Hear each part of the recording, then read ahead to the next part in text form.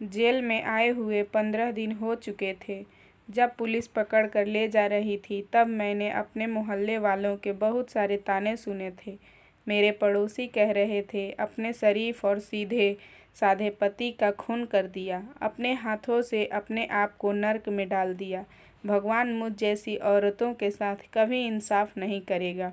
मुझे तो फांसी होनी चाहिए। लोगों को यह लग रहा था कि मैं चरित्रहीन हूँ और जब मेरे शरीफ पति ने मुझे रोकना चाहा तो मैंने उसे मारा। लेकिन हर सिक्के के दो पहलू होते हैं, एक जो सबको नज़र आता है और एक वह जिसे सिर्फ हम खुद ही जानते हैं, जिसको देखने के लिए बहुत मेहनत करनी पड़ती है। मेरी शादी को 5 साल हो चुके थे। सब ठीक चल रहा था। पहले तो मेरा पति मुझसे बहुत मोहब्बत करता था। मैं भी बहुत खुश थी कि मुझे इतनी मोहब्बत करने वाला पति मिला है। वह तो मुझ पर अपनी जान निसार करता था। मैं भगवान का शुक्रिया अदा करती रहती कि उसने मुझे इतना अच्छा पति दिया। लेकिन फिर समय के साथ साथ सब बदलता चला गया। मेरे पति का बर्ताव मेरे साथ बदलने लगा और वो मुझसे दूर दूर रहने लगा। उसकी दिलचस्पी मुझ में कम होती जा रही थी। मैं बहुत ज़्यादा परेशान रहती थी। रात रात भर घर से बाहर रहता था और घर पर वापस आता तो उनके कपड़े पर अजीब से धब्बे होते थे और उसके कपड़ों पे परफ्यूम की खुशबू आती थी। जब मैं उससे पूछती तो गुस्से में आकर मुझे गालियाँ देने लगता। कभी कभी तो इससे इतना गुस्सा आ जाता कि वह मुझे कमरे में बंद कर देता, पर मेरे ऊपर हाथ भी उठाता था। मुझे ऐसा लगता था कि मैं जेल में हूँ। एक दिन मेरा पति सुबह के समय घर आया तो मुझे उस पर बहुत ज़्यादा गुस्सा आ रहा था। मैंने दरवाज़ा खोला और उसे घूर कर देखा। मैंने उससे पूछा कि तुम कहाँ थे? मैं सारी रात तुम्हारा इंतज़ार करती रही। मैंने देखा तो उसकी आंखें लाल हो रही थीं। मेरे पूछने पर मेरे पति ने मेरी तरफ गुस्से में देखा और मुझसे कहने लगा, सुबह सुबह क्यों मेरा दिमाग ख़राब कर रही है? जाहिल औरत, यहाँ से जाओ और जाकर सो जाओ। मैंने उससे कहा कि मैं कहीं नहीं जा रही। मुझे बताओ तुम सारी रात क्या कर रहे थे? घर में अकेली रहती हूँ और तुम्हारे पास मेरे लिए समय ही नहीं है। मैंने चिल्लाकर उससे पूछा। उसने मुझसे कहा कि तुम क्या चाहती हो? क्या मैं सारा दिन घर में पड़ा रहूं, तुम्हारी जी हजूरी करते रहूं? यह सुन कहकर वह कमरे में चला गया। मैं भी उसके पीछे पीछे कमरे में चली गई। वो आराम से बैठकर अपना मोबाइल चला रहा था। यह देखकर मुझे बहुत गुस्सा आया कि वह मेरी सारी रात की नींद हराम करके आराम से बैठा है। अब तो यह रोज़ का ही हो चुका था। वह जब भी घर आता तो उसके कपड़े फटे हुए होते। कभी उसका क्या हुआ होता तो कभी उसकी शर्ट नीचे से फटी हुई होती। जब मुझे उस पर शक होने लगा था, मुझे उसकी जेब से अजीब अजीब सी चीज़ें मिल रही थीं। मुझे यकीन हो गया कि मेरा पति मुझे धोखा दे रहा है। शायद वह बाजारू औरतों के चक्कर में पड़ चुका था। मैं उसकी हरकतों से बहुत ज़्यादा तंग आ गई थी। यह सब बातें सोचकर मैं डिप्रेशन में जा रही थी। दुनिया की नज़र में तो मेरा पति एक बहुत अच्छा आदमी था। सब लोग उसको बहुत अच्छा समझते थे और उसकी बहुत ज़्यादा इज्जत करते थे। लेकिन घर में उसका उल्टा ही था। घर में वह कैसे रहता था जैसे कोई दरिंदा हो। उस पर हर समय गुस्सा सवार रहता था। एक दिन जब मैं उसके कपड़े धो रही थी तो मेरा हाथ उसकी जेब पर लगा। उसकी जींस से निकली चीज़ों को देखकर मैं हैरान रह गई। जब मैंने अपने पति से इस बारे में सवाल किया तो वह बहुत घबरा गया। वो मुझसे कहने लगा कि तुम्हें क्या लगता है मैं यह सब करता फिर रहा हूँ? तुम मुझ पर शक करती हो, मेरी जासूसी करती हो। मैंने उससे कहा, तुम इंसान नहीं जानवर हो। सच सच बताओ, कितनों की ज़िंदगी को ख़त्म कर चुके हो? और मैं उससे यह बात पूछ रही थी और हमारी बात बढ़ती बढ़ती मारपीट तक आ गई थी। उसने भी गुस्से में मुझे, तुम बकवास कर रही हो, मेरे आगे अपनी ज़बान चला रही हो। अगर तुमने मुझसे एक भी सवाल किया तो मैं तुम्हें जान से मार दूंगा। मेरे और मेरे पति के बीच में झगड़ा बढ़ गया था। वह मेरी तरफ आकर मुझे मारने लगा। मैंने अपने बचाव के लिए एक डंडा उठा लिया। मैं उससे डर गई थी। जाने अनजाने मैंने अपने पति के सर पर वह डंडा मार दिया और सर पर चोट लगने से वह जमीन पर गिर पड़ा। बहुत ज़्यादा खून निकला, जिससे पूरी ज़मीन लाल हो गई थी। हमारे पड़ोस के लोगों ने शायद हमारे झगड़े की आवाज़ सुन ली थी। उन्होंने एकदम पुलिस को कॉल कर दी। जब मेरे घर के बाहर से मुझे सायरन की आवाज़ आई, तब मुझे होश आया। मैंने देखा कि मेरा पति मृत हालत में ज़मीन पर पड़ा था। इतने में पुलिस अंदर आती है और उन्होंने मुझे अरेस्ट कर लिया और ले जाकर जेल में डाल दिया। वहाँ मेरे साथ एक बूढ़ी औरत भी थी। शायद उसने भी किसी का मर्डर किया था। मैं उस बूढ़ी को देखकर बहुत ज़्यादा डरती थी, क्योंकि वह बहुत ही अजीबोगरीब हरकतें करती रहती थी। कभी बैठे बैठे हंसने लगती थी, तो कभी बैठे बैठे खुद ही रोने लगती थी। कभी बिल्कुल खामोश होकर बैठे रहती। मुझे तो शक होता उस पर कि वह पागल है, लेकिन ऐसा नहीं था। वह बिल्कुल ठीक ही थी। मेरे लिए शुरू शुरू में जेल में रहना बहुत मुश्किल था। मैं रात रात भर जगती रहती। मैं सोचती रहती कि कहीं वो औरत मुझ पर अटैक ना कर दे। ऐसा कब तक चलता? मैं कब तक इस औरत से डरती रहती? लेकिन मैंने उस औरत से डरना छोड़ दिया, क्योंकि मैं समझ गई थी कि अब मेरी बाकी की ज़िंदगी यहीं पर रहकर काटनी है। हो सकता है कि बूढ़ी औरत ही मेरे साथ नहीं रहे। इसलिए मैंने हिम्मत की और मैं उससे डरने के बजाय चैन से रहने लगी। मैं अपने पति और उसकी हरकतों के बारे में सोचती थी। इसी तरह दिन गुजर रहे थे, लेकिन मुझे एक चीज़ सोच में डाल रखा था। वह बूढ़ी औरत रोज़ एक तस्वीर को देखती थी और उसे देखकर रोती रहती थी। कई कई घंटों तक वो उस तस्वीर को लेकर बैठी रहती और रोती रहती। मेरा शक दिन ब दिन बढ़ता जा रहा था। मैंने कई बार सोचा कि उस बुढ़िया से उस तस्वीर को लेकर देखूं, लेकिन वह मुझ में इतनी अजीब नज़रों से देखती थी कि मुझे उससे डर लगने लगता था और मैं अपनी बात को छोड़ दिया करती थी। एक दिन मैं और देखी औरत रोते रोते कुछ बड़बड़ा रही थी। वह कह रही थी कि मुझे माफ़ कर दे और मेरे पास वापस आ जा। भगवान के लिए मुझे माफ़ कर दे। मैंने बहुत ध्यान से उसकी यह बात सुनी थी। मैं सोचती, आखिर ये बूढ़ी औरत किसकी तस्वीर से बात कर रही है? आखिर ये कौन है और ऐसा क्या हुआ है इसकी ज़िंदगी में? क्या सच में इस औरत ने किसी का मर्डर किया है? मैंने सोचा इस औरत से पूछूं यह तस्वीर किसकी है। इसलिए मैं उठी और इस बूढ़ी औरत के पास जाकर बैठ गई। मैं अभी इसके पास जाकर बैठी ही थी कि वह मुझ पर झपट पड़ी थी। अचानक किए गए हमले से मैं संभल नहीं पाई और ज़मीन पर गिर गई, जिससे मेरी कमर में चोट आई। मैंने अपने आप को इससे छुड़वाना चाहा, लेकिन मेरी कमर की चोट की वजह से मैं नहीं छुड़ा पा सकी। मैंने शोर मचाना शुरू कर दिया, बचाओ बचाओ, कोई है यहाँ, मुझे इस औरत से छुड़ाओ। मेरी आवाज़ सुनकर 2 लेडी कांस्टेबल आईं और उन्होंने मुझे इस औरत से आज़ाद करवाया। मुझे खा जाने वाली नज़रों से देख रही थी। ये एक कांस्टेबल ने उसे पकड़ रखा था। मैं समझ नहीं पा रही थी कि आखिर उसने मेरे साथ यह सब क्यों किया। मुझे चक्कर आने लगे थे। मेरा दिल एकदम घबराने लगा। मुझे ऐसा लग रहा था कि जैसे मैं बेहोश हो जाऊंगी। बहुत ही मुश्किल से मैं ज़मीन पर बैठी थी और अभी भी मुझे घूर रही थी। उसके देखने का तरीका बहुत ही डरावना लग रहा था। मैंने अपनी आंखें बंद कर ली। मुझे पता ही नहीं चला कि मेरी आंख कब लग गई। जेल के अंदर लाइट जल रही थी और खाने का शोर हुआ तो मेरी आंख खुल गई। रात से मेरी तबीयत मुझे काफ़ी बिगड़ी हुई लग रही थी। मैंने यह सोचकर नज़रअंदाज कर दिया कि शायद डर और खाना न मिलने की वजह से मेरी तबीयत खराब हो रही है। फिर एक लेडी कांस्टेबल मेरे पास खाना लेकर आई। मैंने उसमें से थोड़ा खाना खाया और मैं लेट गई। मैंने एक नज़र उस औरत पर डाली तो वह अभी तस्वीर लिए बैठी थी। मैंने उसे नज़रअंदाज करने के लिए अपने हाथों की तरफ देखा तो उस पर नाखूनों के निशान थे और मेरे हाथों पर खून जम चुका था। अब मैं फिर से उस औरत से डरने लगी थी।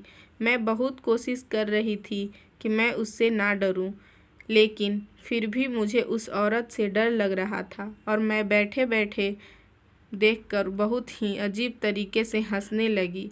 ऐसा लग रहा था यह फिर से मेरे ऊपर अटैक करेगी, इसलिए अपना जगह से उधर दीवार से चिपक कर खड़ी हो गई।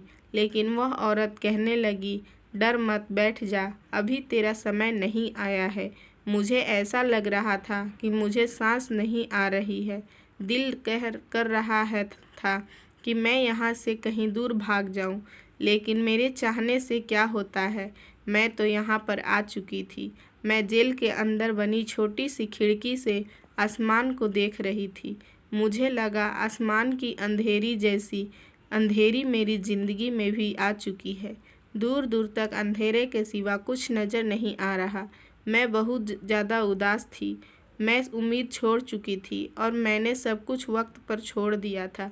मैं यही सोच रही थी कि अगर यह साबित हो गया कि मैंने अपने पति का मर्डर अपने बचाव के लिए किया है और अगर मुझे अदालत ने बाइज्जत बरी कर दिया तो मैं बाहर जाकर कहाँ जाऊँगी?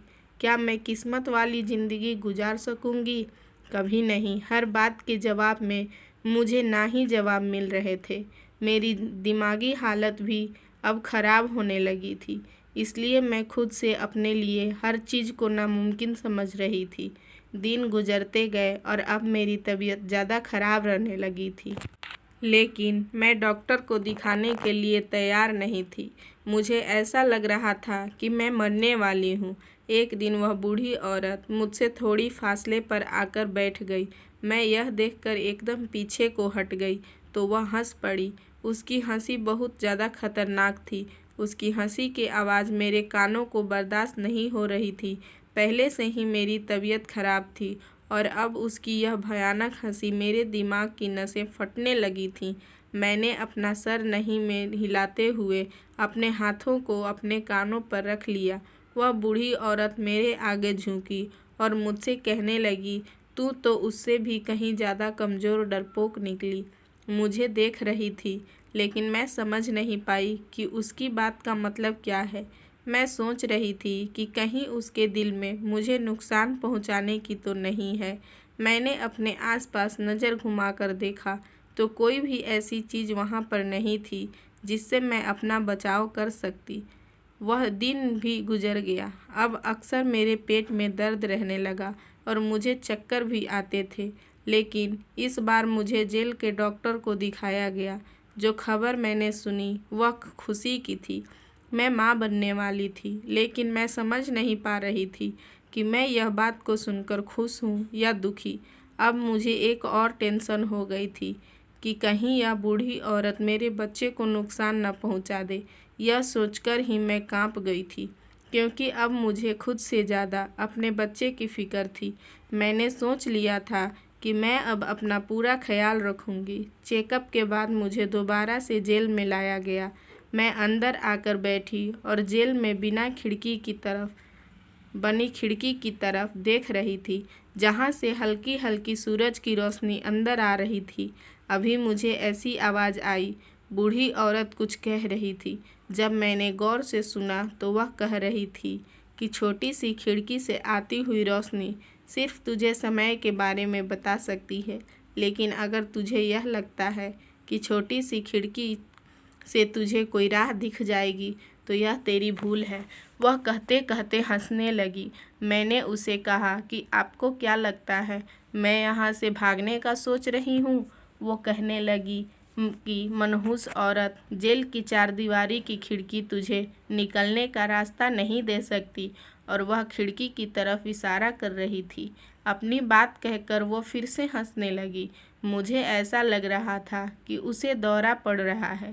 मैं वहाँ खामोश होकर बैठ गई और वह बहुत देर तक हंसती रही। रात को पता नहीं कौन सा समय था, मेरी आंख उस औरत की सिसकियों से खुली। मैं अपनी आंखें खोलती हुई उठकर बैठ गई और उसे देखा तो वह तस्वीर को देखकर रो रही थी। उसकी आंखों से आंसू बह रहे थे। बार बार अपनी आंखों को पकड़ पकड़ कर अपने मैली दुपट्टे से आंसू साफ कर रही थी। मुझे फिर से एक बार उस पर शक होने लगा।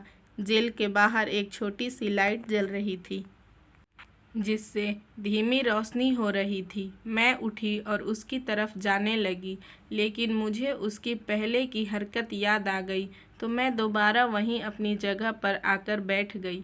मुझ में हिम्मत नहीं जो तस्वीर देखूं। मुझे डर था कि कहीं वह बूढ़ी औरत नुकसान न पहुंचा दे, इसलिए मैंने कुछ भी करने से बेहतर यही समझा कि मैं वापस अपनी जगह पर खामोशी से बैठी रहूं। एक दिन मुझे मेरी तबीयत बहुत ज़्यादा ख़राब लग रही थी। कमर के दर्द की वजह से मैं उठ नहीं पा रही थी। मेरा गला प्यास की वजह से सूख गया था। मैं उठकर पानी पीना चाहती थी, लेकिन मैं अपनी जगह से हिल भी नहीं पा रही थी। उस बूढ़ी औरत को मैंने आवाज़ दी और उससे कहा कि प्लीज़ मुझे पानी दे दो। आँखों से मैंने उसे देखा कि वह गिलास पकड़े मेरी तरफ आ रही थी।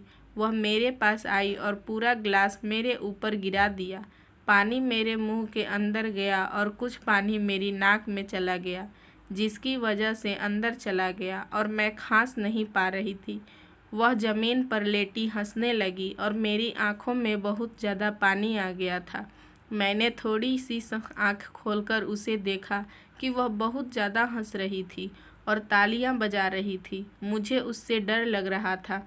मुझे उसको देखकर यही लग रहा था कि वह पागल औरत है या फिर वह मुझे नुकसान पहुंचाना चाहती है। मुझे लग रहा था कि अगर मैं उसके साथ रहूंगी तो कुछ दिनों में मैं भी पागल हो जाऊंगी। मेरे खांसने की आवाज़ सुनकर एक लेडी कांस्टेबल अंदर आई और मुझे सहारा देकर बाहर ले गई।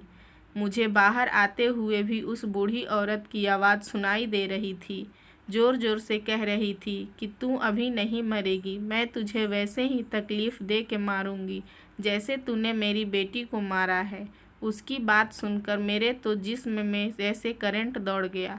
मैंने उसे पलटकर देखा और मैं बाहर बैठकर सोचने लगी, मैंने कब उसकी बेटी को मारा है? मैं तो उसके जानती भी नहीं हूँ। कुछ ही दिनों से यह सब कुछ चल रहा था। वह तस्वीर देखी और रोती रहती। मैं खामोशी से बैठे बैठे उसकी हरकतें देखकर लग रहा था कि मेरे जिस्म से थोड़ी थोड़ी जान निकल रही है।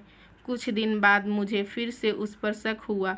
मैं उठी और उस बुढ़िया के पास गई और मैं उस तस्वीर को देखने की कोशिश करने लगी, लेकिन उस बुढ़िया ने तस्वीर लेते हुए मुझे धक्का दिया और कोने में बैठकर ज़ोर ज़ोर से कहने लगी, मनहूस औरत, मुझसे दूर रहे। मेरी बेटी को तूने मार ही दिया है, जो तू भी मुझे भी मार डालेगी। उसे भी मार दिया। भगवान करे कि तू भी मर जाए। मुझसे बोलने के साथ साथ फ़ोटो लेकर रो रही थी। उसका पूरा जिस्म काँप रहा था। मैं प्यार भरी नज़रों से उसे देख रही थी। पता नहीं वह मेरे साथ ऐसा क्यों कर रही थी। आखिर मैंने उसका क्या बिगाड़ा था? मैं तो इस औरत को जानती भी नहीं थी। आखिर वह किसकी तस्वीर है जिसे देखकर वह रोती रहती है? यह सब सोच सोचकर मैं उलझ रही थी। अब मुझे हर हाल में वह तस्वीर देखनी थी। मुझे जानना था कि वह तस्वीर किसकी है। मैंने रात होने तक का इंतज़ार किया। उस बुढ़िया के सामने में लेट गई और सोने का नाटक करने लगी। जब उसको लगा कि मैं सो गई तब वो भी सो गई। फिर मैं उठकर देखी कि वो सो गई। तब मैं आराम से उठकर उसके पास गई और वह तस्वीर उसके बिस्तर से उठा ली। तस्वीर देखकर मेरे पैरों तले से ज़मीन निकल गई। उस तस्वीर में जो लड़की थी वह मुझे जानी पहचानी लग रही थी। मुझे याद नहीं आ रहा था यह लड़की कौन है। इतने में वह बुढ़िया उठकर बैठ गई और मुझे घूरने लगी। मैंने खामोशी से वह तस्वीर उसकी जगह पर वापस रख दी और अपनी जगह पर जाने लगी। अभी मैंने 2 कदम ही बढ़ाए थे कि वह बुढ़िया बोल उठी, जानती हो यह कौन है? उसने मुझसे सवाल किया था। मैंने मुड़कर उसे देखा। नॉर्मल लग रही थी। आज मैंने उसकी आंखों में अपने लिए नफ़रत के बजाय बरसों पुराना जख्म देखा था। मैं वही खड़ी होकर सोचने लगी कि कहीं बुढ़िया मुझे मार ना दे, कहीं इसका यह कोई प्लान ना हो। लेकिन फिर मैं कुछ सोचकर उस बुढ़िया के पास आकर बैठ गई। तब उसने बोलना शुरू किया और मुझसे कहने लगी कि तेरा पति का नाम करण है। मैं एकदम घबरा गई और मैं हैरान हो गई। उसे मेरे पति का नाम कैसे पता? अब पता नहीं कौन सा राज था जो मुझ पर खुलने वाला था। मैंने उसे हाँ का जवाब दिया तो वह कहने लगी, तस्वीर मेरी बेटी की है। देखो मेरी बेटी, मेरी जिगर का टुकड़ा, कितनी खूबसूरत है। मेरी बेटी और तुम्हारा पति करण का एक साथ पढ़ते थे। दोनों में अच्छी खासी दोस्ती थी। मेरी बेटी अक्सर तुम्हारे पति के बारे में मुझे बताया करती थी। मुझे लगा था यह सिर्फ दोस्ती है, इसलिए मैंने उसकी बातों पर ज़्यादा ध्यान नहीं दिया। फिर बात इतनी आगे बढ़ गई थी कि एक दिन मैंने अपनी बेटी को उस आदमी के लिए तड़पता हुआ देखा। मुझे अपनी बेटी को देखकर बहुत ज़्यादा बुरा लगा, लेकिन मैं उसे समझाने के अलावा और कुछ नहीं कर सकती थी। मेरी बेटी को करण से मोहब्बत हो गई थी। वह हर समय घर में उसी की बातें करती रहती, घंटों घंटों फ़ोन पर उससे ही बात करती थी। लेकिन करण को तो मेरी बेटी से मोहब्बत नहीं थी, वह तो सिर्फ उसके साथ टाइम पास कर रहा था। मैंने अपनी बेटी को बहुत समझाया था कि उसका पीछा छोड़ दो, आवारा लड़का है, वह तुम्हें कुछ नहीं दे सकता। अगर तुम उससे शादी करोगी तो तुम्हें वह 2 वक्त की रोटी तो दे देगा, लेकिन जीवन भर तुम्हारी इज्जत नहीं करेगा, तुम्हारा साथ नहीं देगा, वह हर लम्हा जलील करेगा। मेरी बेटी ने मेरी कोई बात नहीं सुनी और यह सब कुछ चलता रहा। बदनामी की वजह से मैं भी चुप रही, क्योंकि मैं नहीं चाहती थी कि किसी को भी मेरी बेटी के बारे में कुछ पता चले। फिर करण की पढ़ाई पूरी हो गई और उसने कॉलेज छोड़ दिया। कॉलेज के साथ साथ उसने मेरी बेटी को भी छोड़ दिया। तब मेरी बेटी ने तो जीना ही छोड़ दिया था। मुझे उसे देखकर बहुत ज़्यादा तकलीफ़ होती थी। मैंने अपनी जिस बेटी को इतने लाड प्यार से पाला था, अब वह जीना ही नहीं चाहती थी। वह सारा दिन अपने आप को कमरे में बंद रखती थी। उसके बहुत अच्छे अच्छे रिश्ते आए, लेकिन वो हर बार मना कर देती। मैंने भी हिम्मत नहीं हारी, मैं उसे समझाती रहती। फिर एक दिन मेरी बेटी को पता चला कि करण ने शादी कर ली तो वह पूरी तरीके से टूट गई। अब वह बहुत ज़्यादा उदास रहने लगी थी। मुझे नहीं पता था कि उसके दिमाग में क्या चल रहा है। उसने मेरे बारे में बिल्कुल भी नहीं सोचा और ना ही अपने पिता के बारे में सोचा। झूठे और दोगले आदमी की मोहब्बत के लिए वह हम सबको छोड़कर चली गई। दुनिया के ताने सुनने के लिए वह हमें अकेला छोड़ गई। एक दिन उसने खुदकुशी कर ली। हमें तो यह भी नहीं पता था कि वह करण के बच्चे की माँ बनने वाली है। वह बच्चा भी उसी के साथ मर गया। यह जानने के बाद मेरा पति तो बेइज्जती और रुसवाई के डर से ही मर गया, लेकिन मैं नहीं मरी। मैं सोच रही थी कि मुझे भी मौत आ जाए, लेकिन मुझे मौत नहीं आई। मैं इस बेदर्द दुनिया में अकेली रह गई थी। मैं रोज़ लोगों के सवालों का जवाब देती रहती। मैं लोगों के सवालों से परेशान हो गई थी। एक दिन मैंने सोचा कि मैं करण से अपनी बेटी की मौत का बदला लूँगी, इसलिए मैंने कुछ लोगों को पैसे देकर उसे गलत कामों में लगवा दिया। वह तो पहले भी बिगड़ा हुआ ही था। मैं चाहती थी कि वह बर्बाद हो जाए, उसकी शादीशुदा ज़िंदगी भी खराब हो जाए, वह कहीं भी अपना मुंह दिखाने के काबिल नहीं रहे, जैसे वो हम दो लोगों को मुंह दिखाने के काबिल नहीं रखा था। फिर एक दिन मेरे घर मेरी ननद आई। मेरी बेटी के बारे में वह बहुत गलत बात की। मुझे उसकी बातों से इतना गुस्सा आया कि मैंने उसका खून कर दिया। करण भी पूरी तरीके से गलत संगत में पड़ चुका था। मैं उसके खून के जुर्म में जेल आ गई। जेल में आने के कुछ महीने बाद ही करण का खून हो गया, जो तुमने किया, और अब तुम भी जेल में हो। जब मैंने तुम्हें यहाँ पहले दिन देखा तो तुम्हें देखकर बहुत ज़्यादा गुस्सा आया। अगर तुमसे करण की शादी नहीं की होती तो शायद आज मेरी बेटी जिंदा होती, जो मेरे साथ होती। मेरा पति भी जिंदा होता। मैं यहाँ जेल में नहीं होती। मैं तकलीफ़ देती रहूँगी। मैंने अपनी संतान को खो दिया, अब तुम भी अपनी संतान को खो दोगी। जब तुम्हें पता चलेगा कि औलाद के खोने का गम दुख कैसा होता है। वह बोल रही थी और हल्की हल्की रोशनी होने लगी थी। फिर वह खामोश होकर लेट गई और मैं भी अपनी जगह पर लेट गई। एक ही हालत में बैठे बैठे कमर में थक चुकी थी। मैं सोच रही थी कि जो कुछ भी हुआ मेरे साथ, उसमें मेरा क्या कसूर था मेरे पति की गलती, जिसने अपने माता पिता की मर्जी से शादी की थी। यही सब सोचते सोचते कब मुझे नींद आ गई पता ही नहीं चला। मेरी आंख खुली तो अजीब सी आवाज़ आ रही थी।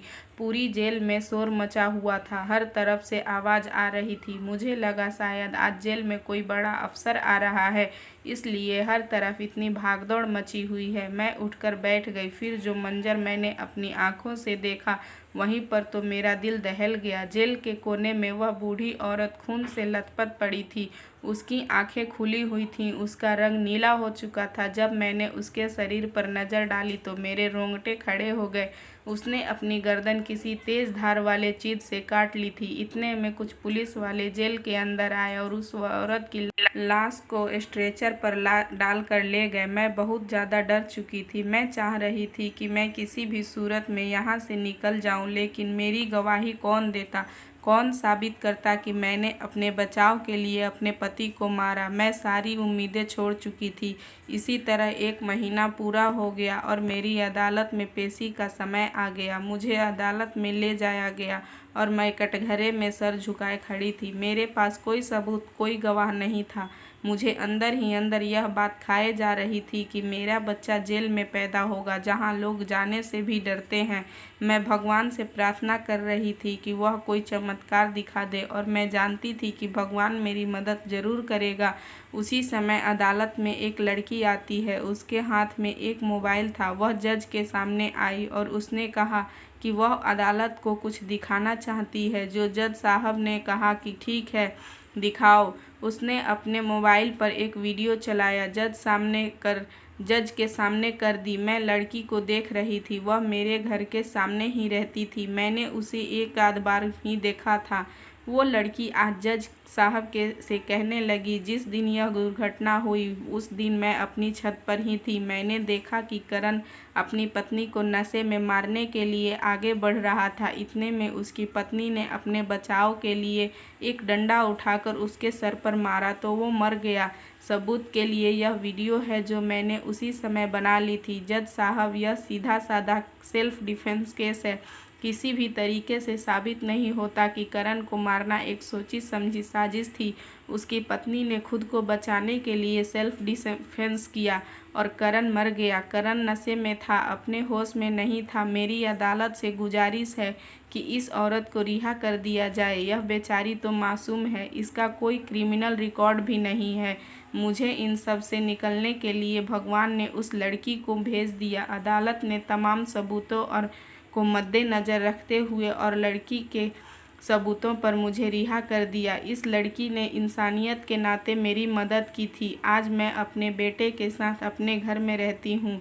इस बात को आज 12 साल हो चुके हैं। मैंने अपने बेटे को खुद मेहनत करके पालक है और उसको पढ़ाया लिखाया है, लेकिन मुझे कहीं ना कहीं इस बात का अफसोस होता है कि काश मैंने अपने पति से आराम से बैठकर बात कर ली होती। काश कि मैंने उनकी जांच पड़ताल कर ली होती तो आज मेरे बेटे के सर पर भी उसके पिता का साया होता। जो समय मैंने जेल में गुजारा उससे मुझे बहुत कुछ सीखने को मिला। मैं समझ चुकी थी कि अपनी ज़िंदगी बहुत अनमोल होती है।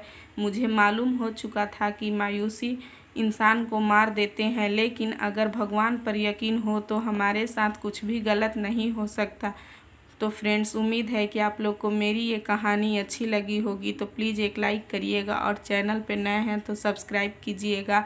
बेल आइकन को ज़रूर दबाइएगा ताकि मेरी वीडियो का नोटिफिकेशन आप तक पहुंच सके।